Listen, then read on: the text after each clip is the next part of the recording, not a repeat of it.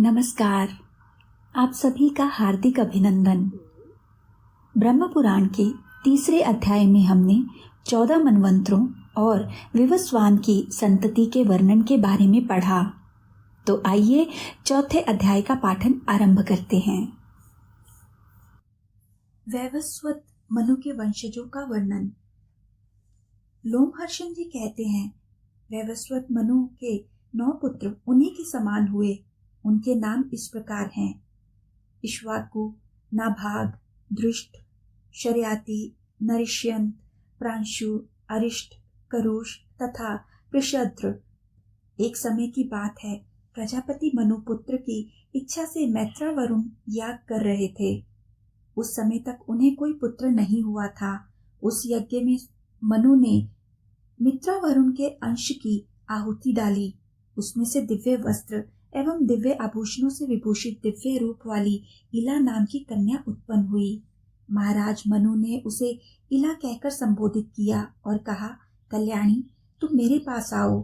तब इला ने पुत्र की इच्छा रखने वाले प्रजापति मनु से यह धर्म युक्त वचन कहा, महाराज, मैं मित्रावरुण के अंश से उत्पन्न हुई हूँ, अतः पहले उन्हीं के पास जाऊंगी। आप मेरे धर्म में बाधा ना डालिए। यूं कहकर वह सुंदरी कन्या मित्रावरुण के समीप गई और हाथ जोड़कर बोली, भगवान, मैं आप दोनों के अंश से उत्पन्न हुई हूँ। आप लोगों की किस आज्ञा का पालन करूं? मनु ने मुझे अपने पास बुलाया है। मित्रावरुण बोले, सुंदरी, तुम्हारे इस धर्म, विनय, इंद्रिय संयम और सत्य से हम लोग प्रसन्न हैं। महाभागी, तुम हम दोनों की कन्या के रूप में प्रसिद्ध होगी तथा तुम ही मनु के वंश का विस्तार करने वाला पुत्र हो जाओगी। उस समय तीनों लोकों में सुधमुन के नाम से तुम्हारी ख्याति होगी। यह सुनकर वह पिता के समीप से लौट पड़ी। मार्ग में उसकी बुद्ध से भेंट हो गई। बुद्ध ने उसे मैथुन के लिए आमंत्रित किया। उसके वीर्य से उसने पुरुरवा को जन्म दिया। तत्पश्चात वह सुधमुन के रूप में परिणत हो गई। सुधमुन के 3 बड़े धर्मात्मा पुत्र हुए, उत्कल, गय और विंताश्वर। उत्कल की राजधानी उत्कला उड़ीसा हुई। विंताश्वर को पश्चिम दिशा का राज्य मिला तथा गय पूर्व दिशा के राजा हुए। उनकी राजधानी गया के नाम से प्रसिद्ध हुई। जब मनु भगवान सूर्य के तेज में प्रवेश करने लगे, तब उन्होंने अपने राज्य को 10 भागों में बांट दिया। सुधमुन के बाद उनके पुत्रों में इक्ष्वाकु सबसे बड़े थे, इसलिए उन्हें मध्य प्रदेश का राज्य मिला। सुधुम्न कन्या के रूप में उत्पन्न हुए थे, इसलिए उन्हें राज्य का भाग नहीं मिला। फिर वशिष्ठ जी के कहने से प्रतिष्ठानपुर में उनकी स्थिति हुई। प्रतिष्ठानपुर का राज्य पाकर महायशस्वी सुधुमन ने उसे पुरुरवा को दे दिया। मनुकुमार सुधमन क्रमशः स्त्री और पुरुष दोनों के लक्षणों से युक्त हुए, इसलिए इला और सुधमन दोनों नामों से उनकी प्रसिद्धि हुई। नरिष्यंत के पुत्र शक हुए। नाभाग के राजा अम्बरीश हुए। दृष्ट से धराष्टक नाम वाले क्षत्रियों की उत्पत्ति हुई, जो युद्ध में उन्मत्त होकर लड़ते थे। करुष के पुत्र कारुष नाम से विख्यात हुए, वे भी रणोन्मत्त थे। प्रांशु के एक ही पुत्र थे, जो प्रजापति के नाम से प्रकट हुए। शर्यातिके के 2 जुड़वा संतानें हुई। उनमें अनर्त नाम से प्रसिद्ध पुत्र तथा सुकन्या नाम वाली कन्या थी। यही सुकन्या महर्षि च्यवन की पत्नी हुई। अनर्त के पुत्र का नाम रैव था। उन्हें अनर्त देश का राज्य मिला। उनकी राजधानी कुशस्थली द्वारका हुई। रैव के पुत्र रैवत हुए, जो बड़े धर्मात्मा थे। उनका दूसरा नाम ककुदमी भी था। अपने पिता के ज्येष्ठ पुत्र होने के कारण उन्हें कुशस्थली का राज्य मिला। एक बार वे अपनी कन्या को साथ ले ब्रह्मा जी के पास गए और वहां गंधर्वों के गीत सुनते हुए 2 घड़ी ठहरे रहे। इतने ही समय में मानव लोक में अनेक युग बीत गए। रैवत जब वहां से लौटे, तब अपनी राजधानी कुशस्थली में आए, परंतु वहां यादवों का अधिकार हो गया था। यदुवंशियों ने उसका नाम बदलकर द्वारवती रख दिया था। उसमें बहुत से द्वार बने थे। वह पुरी बड़ी मनोहर दिखाई देती थी। भोज, वृष्णि और अंधक वंश के वासुदेव आदि यादव उसकी रक्षा करते थे। रैवत ने वहां का सब वृतांत ठीक ठीक जानकर अपनी रेवती नामक कन्या बलदेव जी को ब्याह दी और स्वयं मेरू पर्वत के शिखर पर जाकर वे तपस्या में लग गए। धर्मात्मा बलराम जी रेवती के साथ सुखपूर्वक विहार करने लगे।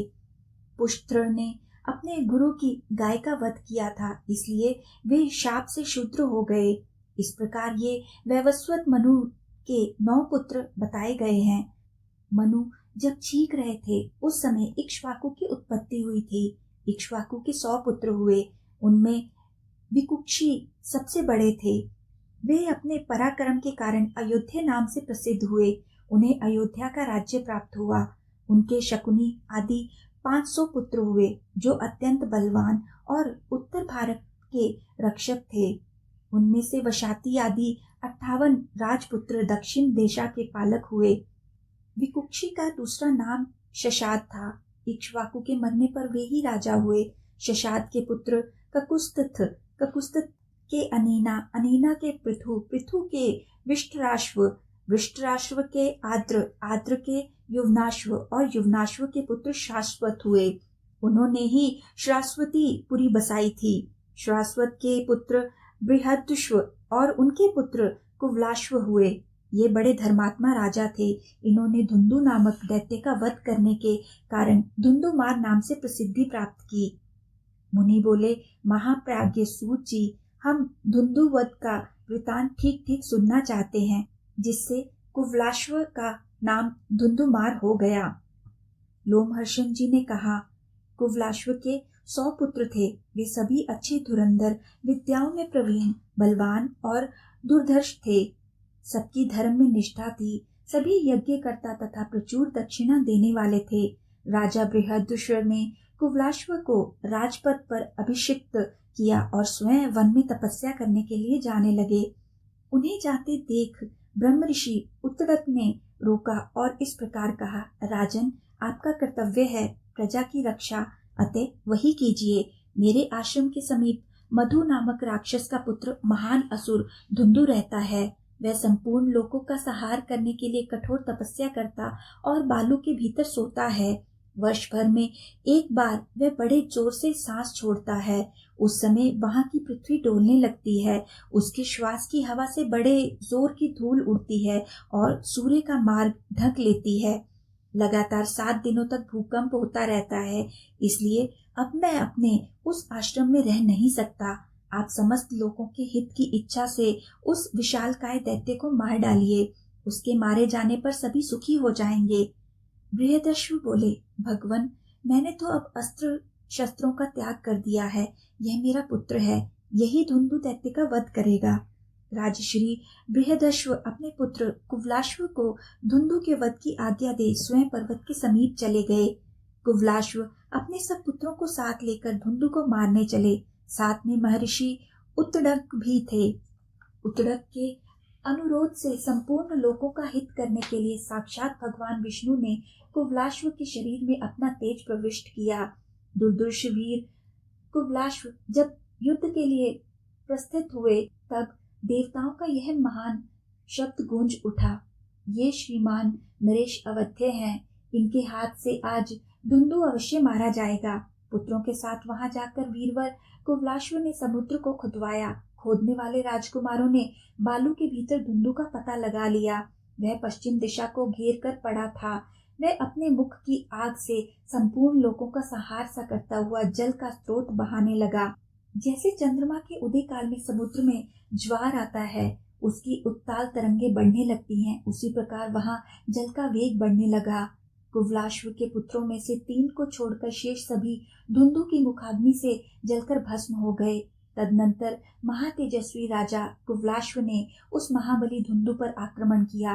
वे योगी थे, इसलिए उन्होंने योग शक्ति के द्वारा वेग से प्रवाहित होने वाले जल को पी लिया और आग को भी बुझा दिया। फिर बलपूर्वक उस महाकाय जलचर राक्षस को मारकर महर्षि उत्तरक का दर्शन किया। उत्तरक ने उन महात्मा राजा को वर दिया कि तुम्हारा धन अक्षय होगा और शत्रु तुम्हें पराजित न कर सकेंगे। धर्म में सदा तुम्हारा प्रेम बना रहेगा तथा अंत में तुम्हें स्वर्ग लोक का अक्षय निवास प्राप्त होगा। युद्ध में तुम्हारे जो पुत्र राक्षस द्वारा मारे गए हैं, उन्हें भी स्वर्ग में अक्षय लोक प्राप्त होंगे।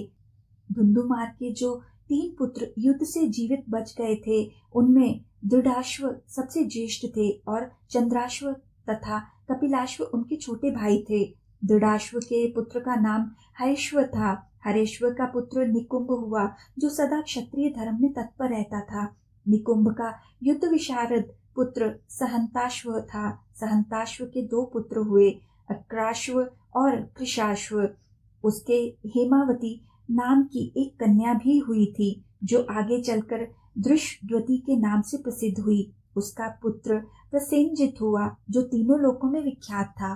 प्रसेनजित ने गौरी नाम वाली पतिव्रता स्त्री से ब्याह किया था, जो बाद में पति के शाप से बाहुदा नाम की नदी हो गई।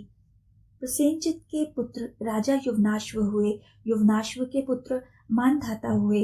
वे त्रिभुवन विजयी थे। शशबिंदु की सुशीला कन्या चैत्र थी, जिसका दूसरा नाम बिंदुमती भी था।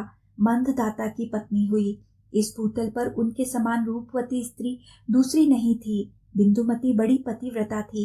वह 10,000 भाइयों की ज्येष्ठ भागिनी थी। मानधाता ने उसके गर्भ से धर्मज्ञ पुरुकुस्त और राजा मुचुकुंद ये 2 पुत्र उत्पन्न किए। पुरुकुस्त उनके स्त्री नर्मदा के गर्भ से राजा त्रयोदस्यु उत्पन्न हुए। उसने संभूत का जन्म हुआ। संभूत के पुत्र शत्रुदमन त्रिंधवा हुए। राजा त्रिंधवा से विद्वान त्रयरुण हुए। उनका पुत्र महाबली सत्यव्रत हुआ। उसकी बुद्धि बड़ी खोटी थी। उसने वैवाहिक मंत्रों में विघ्न डालकर दूसरे की पत्नी का अपहरण कर लिया।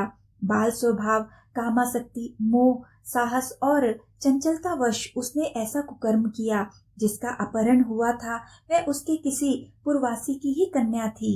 इस अधर्म रूपी शंकु कांटे के कारण कुपित होकर त्रयरुण ने अपने उस पुत्र को त्याग दिया।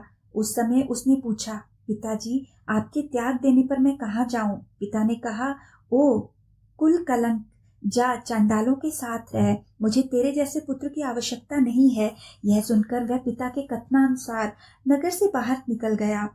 उस समय महर्षि वशिष्ठ ने उसे मना नहीं किया। वह सत्यव्रत चांडाल के घर के पास रहने लगा। उसके पिता भी वन में चले गए।